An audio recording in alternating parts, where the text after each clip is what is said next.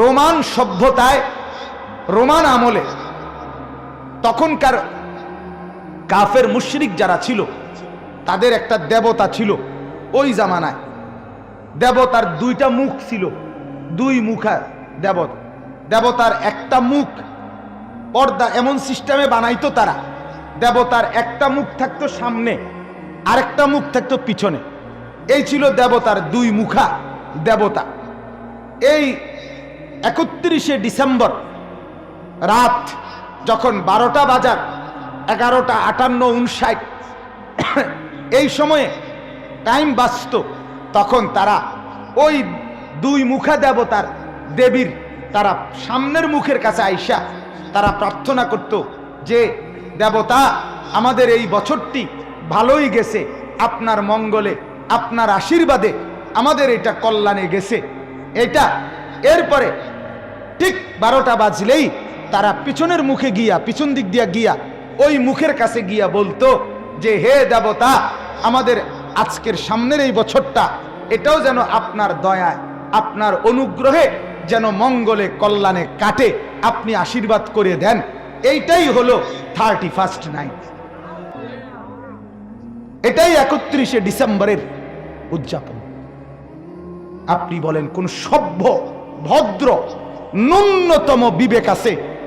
বিবেকের মধ্যে শয়তানে পেশাব করে নাই এমন সুস্থ, পাগল না, মাতাল না, এমন সুস্থ কোন মুসলমান যুবক মানুষ, পুরুষ, নারী, যার ভিতরে মুসলমানের একটা জাররা আছে ঈমানের, সে এইটার দ্বারা এই 31শে ডিসেম্বর 31st নাইট বর্ষবরণের নামে সম্পূর্ণ ওদের ওই দ্বিমুখী দেবতার যে উৎসর্গ করে, এটার সাথে স্মরণ করে এটা উদযাপন করার কোন যুক্তি ন্যূনতম পাগলের আসেনি? কোন যুক্তি এটা বলেন আপনি?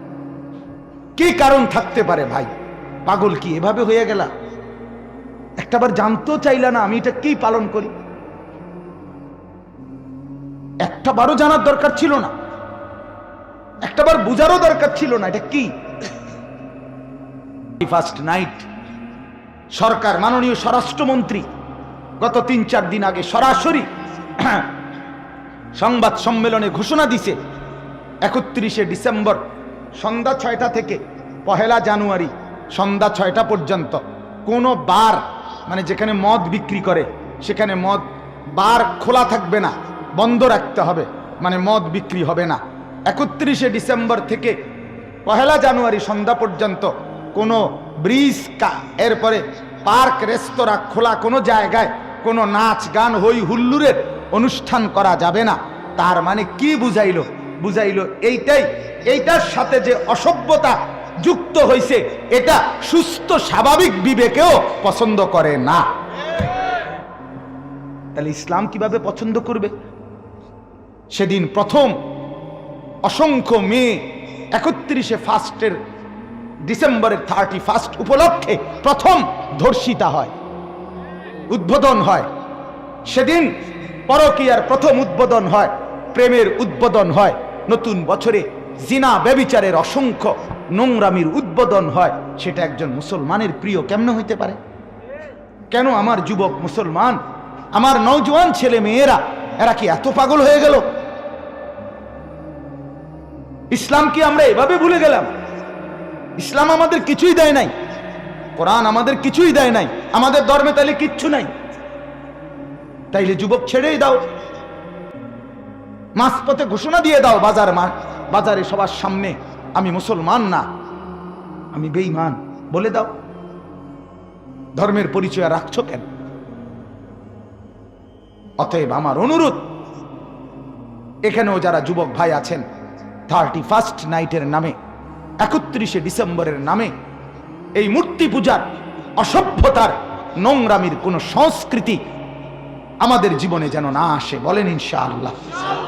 যদি তুমি মানুষের বাচ্চা হয়ে থাকো, যদি তুমি মুসলমানের সন্তান হয়ে থাকো, যদি তুমি মায়ের দুধ পান করে থাকো, যদি তুমি মুসলমান বাবার পয়সায় বড় হয়ে থাকো, তো আমি বন্ধু, আমি ভাই অনুরোধ করলাম, যদি তোমার পেটে পবিত্র মার দুধ থাকে, মুসলমান মায়ের দুধ থাকে, তো তুমি 31st নাইটের নামে কোন উদযাপন, কোন অসভ্যতা, কোন নোংরামি মোবাইল দিয়েও করবা না। ছবি বিনিময় করে, ফুল বিনিময় করে, নোংরামি বিনিময় করে কোনো কিছু করবা না। বলো ইনশাআল্লাহ ভাই। আল্লাহ তাআলা তৌফিক দান করে, আল্লাহ তৌফিক দান করে।